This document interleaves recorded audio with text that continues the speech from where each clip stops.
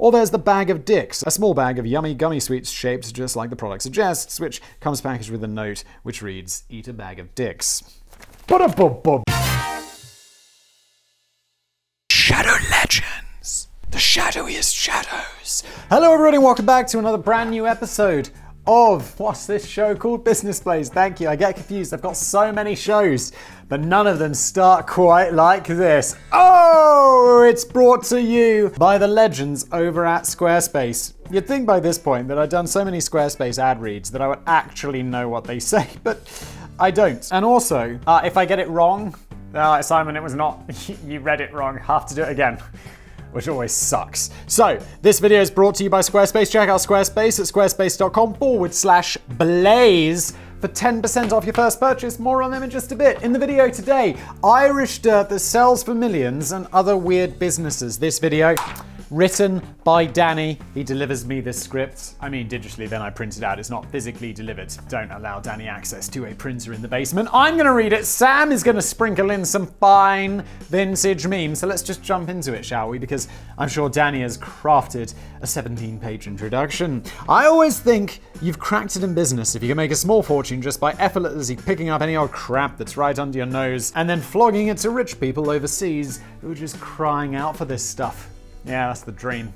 Gonna sell my basement dirt. Basement! I could set up a Squarespace shop which we could use to sell basement dirt. Sharp entrepreneurial minds in the UK could certainly make a few quid by exporting homegrown delicacies which are impossible to find over the other side of the Atlantic, such as Kinder eggs. That would be very illegal, Danny. There are surprisingly large fines for people who import Kinder eggs illegally. Those are illegal!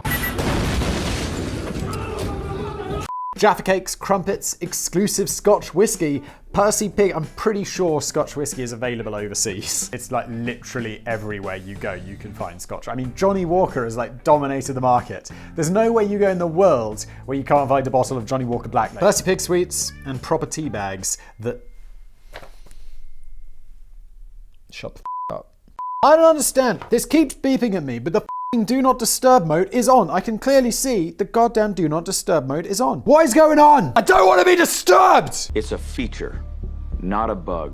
Or flipping the coin, American traders could make big bucks from their UK cousins by selling them cornbread. Oh, cornbread is nice. I make cornbread myself because I find it extremely delicious. Oyster crackers, I have no idea what that is. Kraft mac and cheese singles, no idea what that is. Taco Bell sauce, yeah! Proper peanut butter, we get that. We definitely get that. In fact, I think Skippy. Skippy's a giant peanut butter brand that you can buy everywhere, and I'm pretty sure that's American.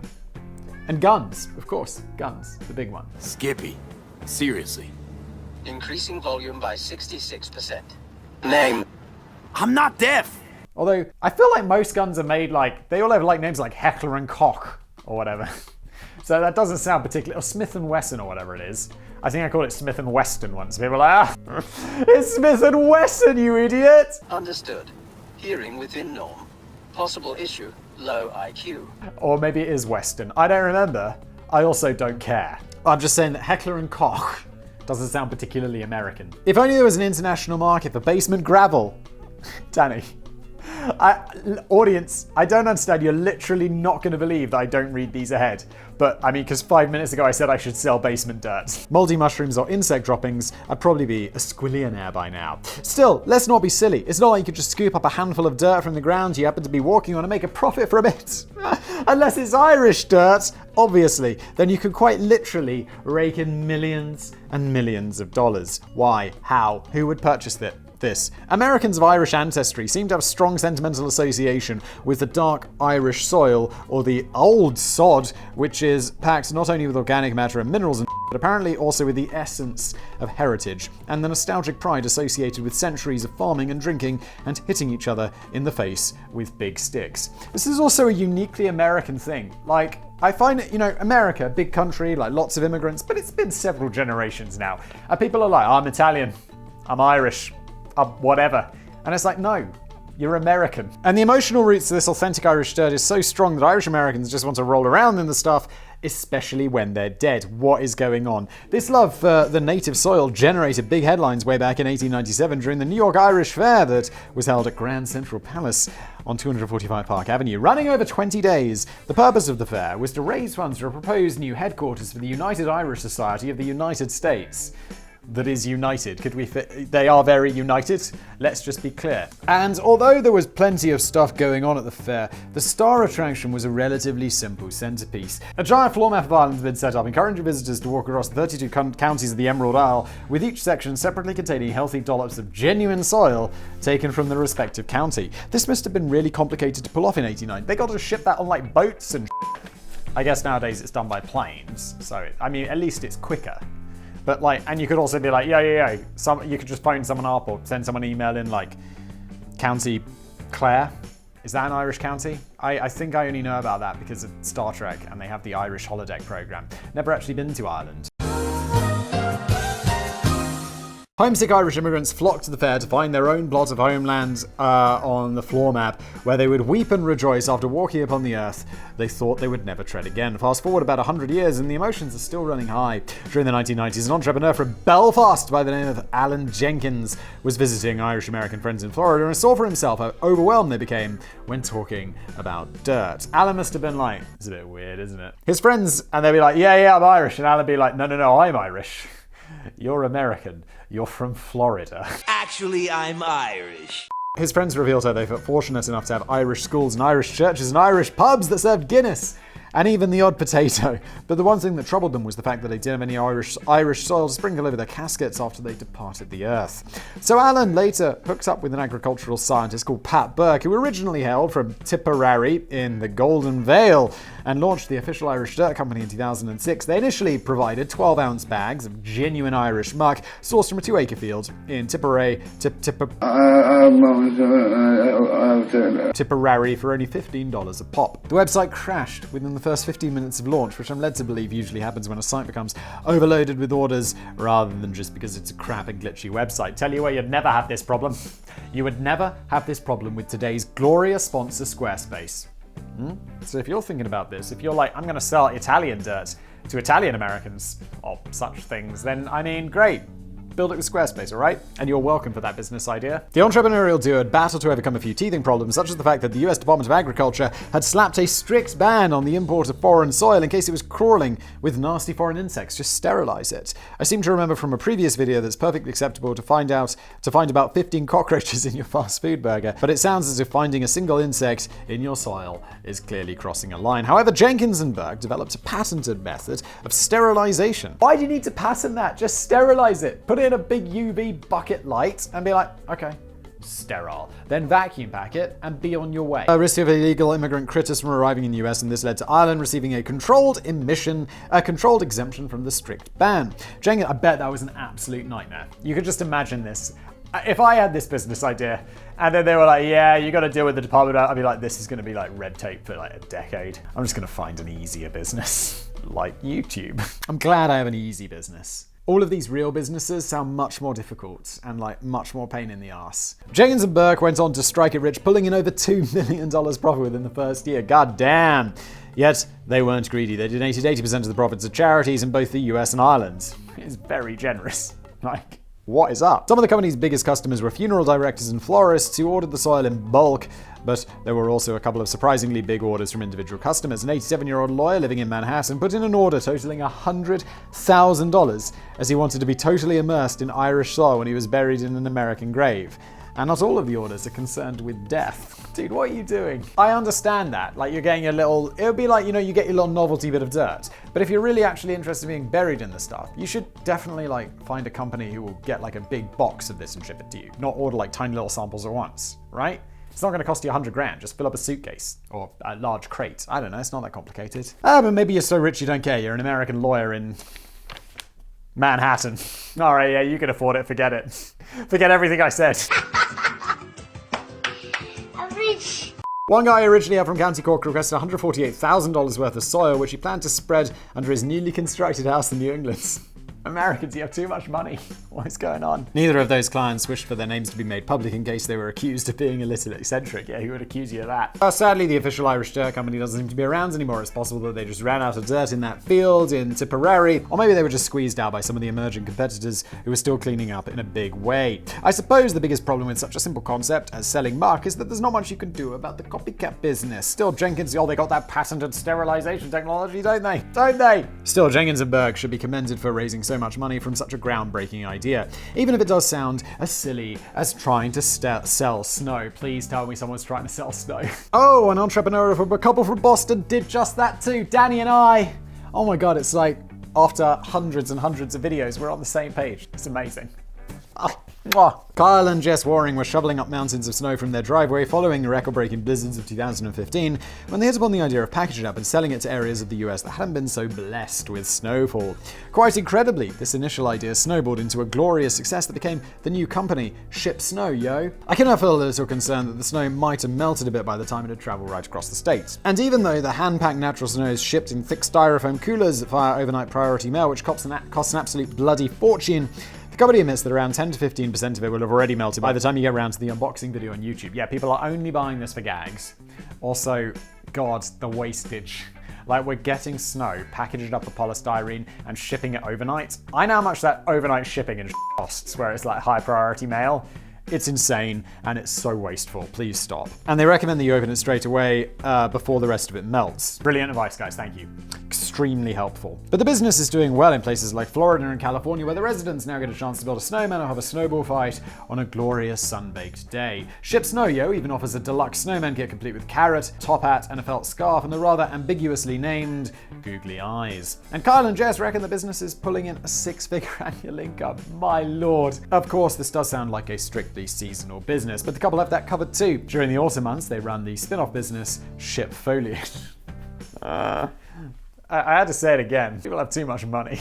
And you might have been able to guess this involves shipping all the leaves from the fall on their drive to hundreds of happy customers who apparently have no access to leaves of their own. This has made me wonder if I've been missing a trick all of these years. When I pick up all the special brown gift parcels that my dog thoughtfully leaves behind me in the garden, I always thought I was doing the right thing by putting them in the bin. I should have been moved to Boston and transformed into a wacky and lucrative new enterprise.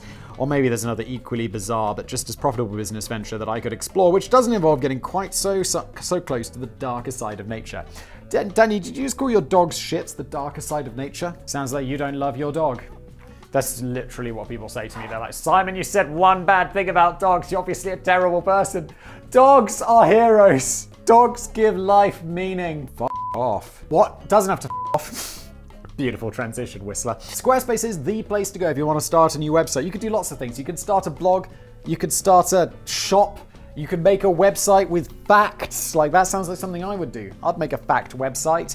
But I have actually started a shop. There's rottingturtle.com, which I don't think is live yet, although it's definitely not live when I'm recording this. It might be live when we're recording this video, which was like, I made a shop where Danny made a joke that you should never sell a perfume called Rotting Turtle. I'm currently having the perfume Rotting Turtle made.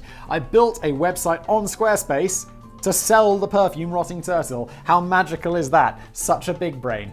Oh, the tie-in. And it was incredibly easy. It's just ridiculous. This is off the talking points. But you go in and it's like, there's all these templates. You just choose one that looks good. They even have all these placeholders. So it's like, okay, here's like a shirt. And it's like, okay, well, the image goes there, the price goes there, the description goes there. And rather than starting from scratch, you just like, okay, replace that, save.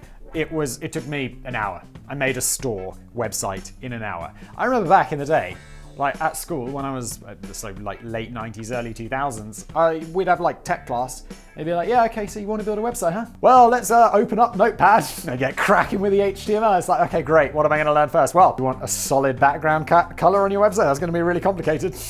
You need to look up something called hex codes or whatever what are they called? Where you choose like a number for the color? It's like, oh my God, this is so confusing. Why? And then it looks shit. Squarespace is the exact opposite of that, except that they make websites as well. It's insanely easy and beautiful. What else do you have on Squarespace, member areas. I can't imagine why I would need that for my shop, but if I was making like, I don't know, a website where people can discuss stuff, then there could be member areas. Email campaigns, that is super useful. Would have that. I actually pay separately for that. I shouldn't, I should use Squarespace. You can collect donations, which is great if you're a charity of some kind, you want to give 80% of your profits away to charity. Social sharing, of course, analytics, you need that. Blogging tools, well, perfect if you have a blog. So when you're ready to get started on the next project of yours, big or small, if it involves a website, it's got to be with Squarespace. Right now you can go to squarespace.com for a free trial. When you're ready to launch, go to squarespace.com/blaze and you'll save 10% of your first purchase of a website or a domain. Squarespace.com/blaze, 10% off. Let's get back to it. Hangover helpers. The morning after, the night before, is always a spiritually crushing time of day. Oh boy, is it. You've got a banging headache, the house is upside down and littered with crushed beer cans, vomit is dribbling down the walls, there's a supermarket trolley on the kitchen table, and there's an alligator in the bathtub. Holy shit, Daddy, your weekends, mate. What is going on? Thank goodness you've decided against inviting any guests this party. Things might have got real out of hand if other people had been involved. It's having a wild COVID party by yourself. I am not fucking drunk. Can you tell the time? Yes. I am not fucking drunk. The most frustrating thing about all this is that you now have to clean up the mess, and it's going to take ages, but your fragile physical state is making it difficult to drum up enough motivation to even put the kettle on. So who are you going to call? Hangover Helpers. This Perth-based company was launched in 2015 by husband and wife team James and Hayley Hookway, and their mission is to send a crack team of Mary Poppins-style guardian angels into your house to clean up most of the disgusting mess that you made last night, and rescue you from spending the rest of the day just sat around in your underpants crying into an almost empty doner kebab tray. This is actually a brilliant idea. Be like, help! If it was me, I'd just be like, I'm so hungover. This is just gonna have to wait until tomorrow. Or like normally, like afternoon rolls around and I'm feeling a lot better. Have a nice big lunch and then crack on with the clearing up.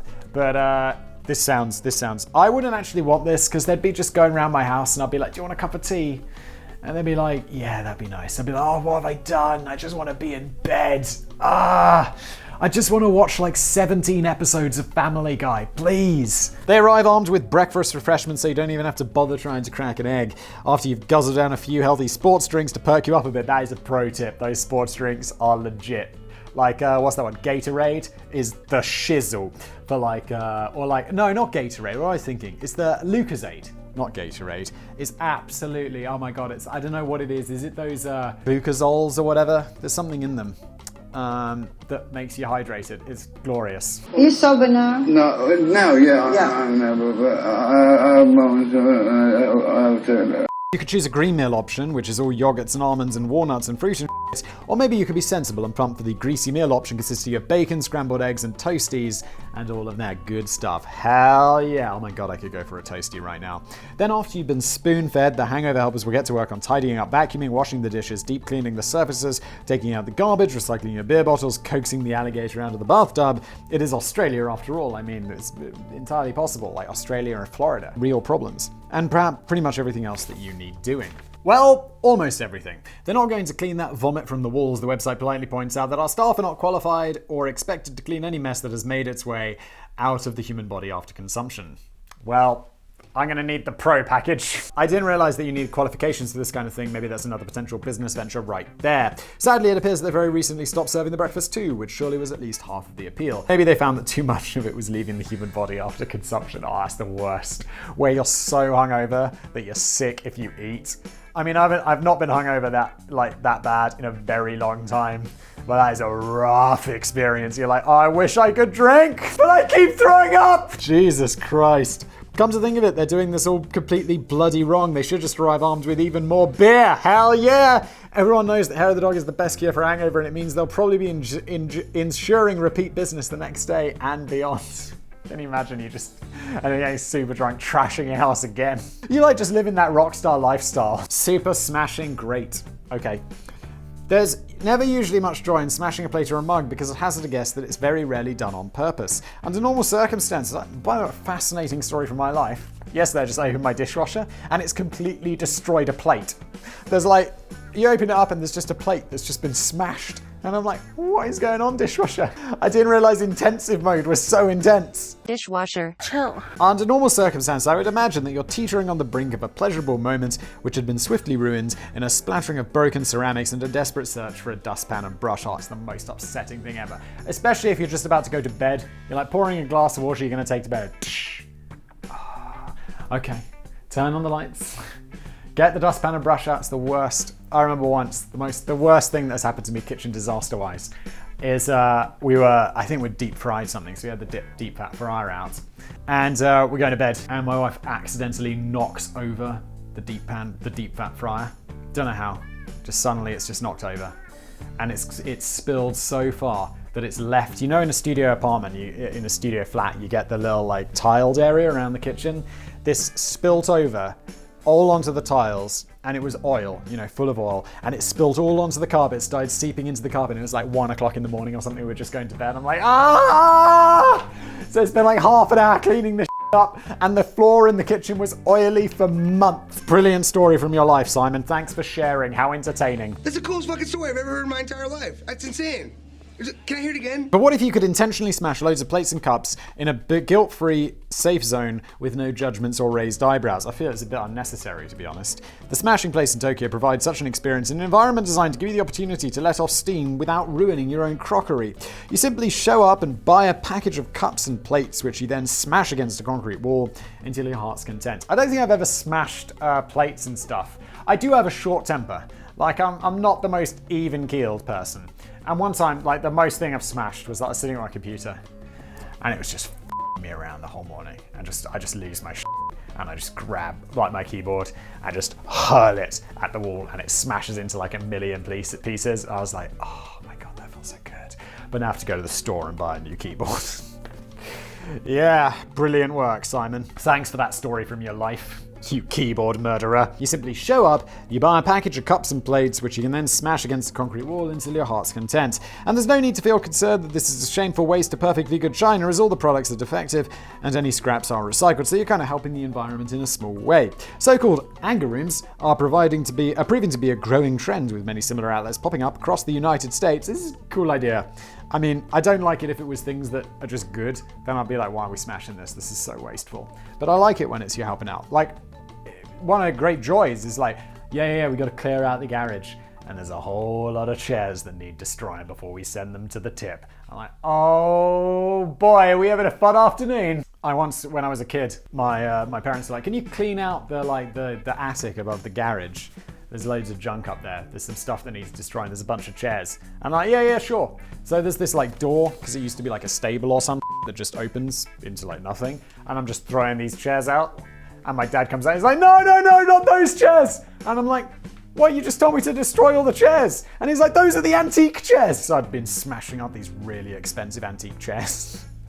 My dad was not pleased. Thanks for that story from your life, Simon. Why am I telling my life story today? I mean, Jesus Christ, get on with it. Can I hear it again? A branch of the smashing place in the Philippines lists an extensive range of packages to choose from, including the mild experience containing 15 plates, the lash-out experience with 20 plates, and if you're feeling particularly grumpy today, the full-on demolition experience, which features no less than 30 plates to destroy. It's perhaps no surprise that the smashing place offers an optional counseling service. You go, I want the big package, I'm very angry. They're like, that's actually a ploy. You're getting sectioned. But it can't be that good, as it only costs about a third of the price of the demolition experience. Wow, therapy in the Philippines is apparently cheap. So if you're feeling or smashing plates is really expensive, I'm not sure. So if you're feeling financially flush, you can go and enjoy a proper hissy fit and smash enough crockery to fill a vandalized banquet table. But if you're a bit strapped for cash, you have to make do with trying to get your broken mind fixed instead. Definitely the better option. Glitter bombs. We all know how tricky it can be to think of the perfect gift, or even a semi-reasonable gift that a friend or family member or a loved one or kidnapper who can be really awkward to buy for. I still don't think Simon was entirely happy with the Lord of the Rings duvet set and matching pajamas and dressing gown, even though I tried my best to alter all the pictures with felt tip to make all of the wizards and hobbits and elves look like Nicolas Cage. I would absolutely watch Lord of the Rings, which I have seen one of. I saw the first one. It's f***ing boring. If someone had deep-faked all of the characters into Nicolas Cage, I'd watch that so hard and be like, yes. It'd be very confusing. It'd be like watching a movie with face blindness, and you'd be like, what's going on? Who are these characters? Why they all look like Nicolas Cage?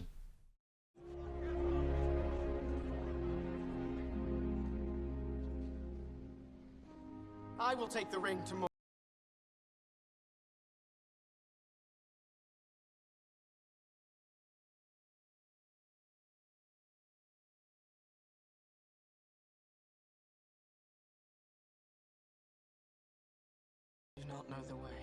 But at least it's getting easier to buy gifts for people you can't stand. Every year, one of my mates sends me a massive Christmas card. This might seem a bit weird considering that the year's 2021 and neither of us are 87 years old, and I haven't returned the gesture since we were at primary school. It's always the lamest card you can possibly find, usually featuring shepherds and Jesus and donkeys and things, but that is not the point. The whole thing is meant to be a jolly wheeze because when I opened the card, I discovered that he's planted an absolute shitload of glitter in there, which falls out all over the place, and I spend the rest of Christmas finding specks of the stuff on the carpet, on my clothes, and on my dog, and in my cereal bowls. Danny, just throw it away. It's a giant Christmas card. You're gonna know when it comes. It's like, it's the giant one. Just fucking throw that shit away. He sends out these glitter bombs to a long list of people every year, and I have to think about how much effort and mess it makes at his end. Wouldn't it be easier if he could just outsource the prank to a company willing to do the dirty work on his behalf? Well, in 2015, young Sydney-based entrepreneur Matthew Carpenter offered such a service when he launched the website Ship Your Enemies Glitter. I've actually heard of this. I'm not convinced that entrepreneur is entirely the right word, though, as he appeared to be lacking a little spirit in this department. The website copy was certainly snappy and engaging. Visitors were encouraged to ship your enemies glitter. They'll hate it. Ship your friends glitter. They'll love it. Ship yourself glitter, you idiots! That actually sounds like copy for a website that would sell a product for business place. Like, that sounds like I write that. It's brilliant. I mean, it's shit, but it's brilliant in its shitness. And the site went almost immediately viral. Thousands of orders were placed within the first 24 hours, and the site crashed several times over the first month as it buckled under the strain. But the idea turned out to be a little too successful. Matthew soon came to realize that my earlier point, that while sending out glitter bombs and pissing off your recipients might seem fun, the real loser here is the poor guy who's positively rolling around in the damn stuff at the other end. You gotta have like a clean room for this, right? Like, you know, they have those labs where it's like you go in, you wear like a big suit and it's like negative pressure and all that shit. Or positive pressure? I don't know, whatever. Like, something like that. Fuck you, science! Following that first month, he posted a heartfelt message which pleaded with his customers, "Hi guys, I'm the founder of the website. Please stop buying this horrible glitter product. I'm sick of dealing with it. Sincerely, Matt." He still did pretty well out of it though. He managed to sell the month-old business for $85,000 to Peter Boychuk from Georgia, and the website has since expanded to provide other thoughtful gifts for the people you despise with a passion. That's pretty nice. It's a nice little payday for a month-old website. For example, you can now also buy the Jizz Bomb. Those are illegal! A spring-loaded package which shoots out hundreds of tiny pieces of white confetti into the lucky recipient's face, just like a real penis might. Dude, what are you up to? Or there's the Bag of Dicks, a small bag of yummy gummy sweets shaped just like the product suggests, which comes packaged with a note which reads, "Eat a bag of dicks." Oh, finally, you can buy a simple bag of fresh dirt from Georgia, which kind of brings us full circle, really. Nothing to do with death or Irish heritage or sentiment this time, though. It's just a fun and expensive way of calling somebody a lousy dirt bag. But you could probably still sprinkle it over the casket if required. For best results, mix it with a small dollop of 100% pure, authentic, pre-melted Irish snow. Oh, so you get some mud. Brilliant! And that's a callback. Thank you, Danny, for writing this script and putting this together. This has been Sam. Well done on the memes. I haven't seen them yet, but I'm sure they're beautiful. This has been an episode of Business Blaze brought to you by Squarespace. Check them out through the link below, and thank you for watching.